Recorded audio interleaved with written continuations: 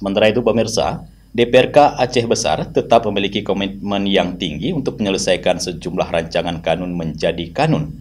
Hal tersebut ditegaskan oleh anggota DPRK Aceh Besar Abdul Mukti usai rapat paripurna ke-6 masa persidangan kedua di gedung DPRK Aceh Besar Kota Janto Rabu 31 Januari 2024. Rapat paripurna dengan agenda penutupan masa persidangan kedua DPRK Aceh Besar tahun sidang 2023-2024 dipimpin langsung oleh Ketua DPRK Aceh Besar Iskandar Ali.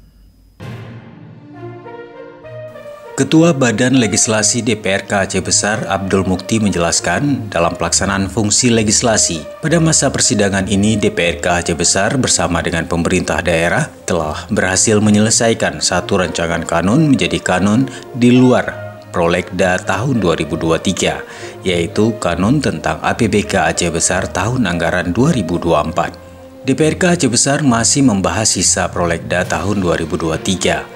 Pada tahapan pembicaraan tingkat 1, DPRK Aceh Besar dalam masa sidang kedua juga telah menetapkan sebanyak 11 rancangan kanun yang menjadi program legislasi daerah untuk tahun 2024. Kanun yang sudah kita selesaikan ada 5 kanun, yang termasuk di situ masalah keuangan daerah, kemudian SOTK juga sudah kita selesaikan, kemudian ada beberapa kanun lagi yang sudah. Kemudian untuk ke depan, untuk tahun 2024 ini ada 11 kanun yang akan kita selesaikan, mudah-mudahan bisa selesai tepat waktu sebelum masa habis masa jabatan kita. Mungkin seperti itu.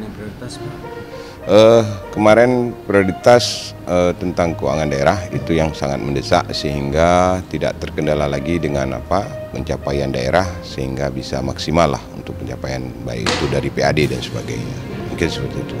Abdul Mukti menambahkan DPRK Aceh Besar tetap berkomitmen untuk menyelesaikan sejumlah rancangan kanun menjadi kanun agar dapat memenuhi kebutuhan hukum daerah dalam sisa waktu masa jabatan periode ini.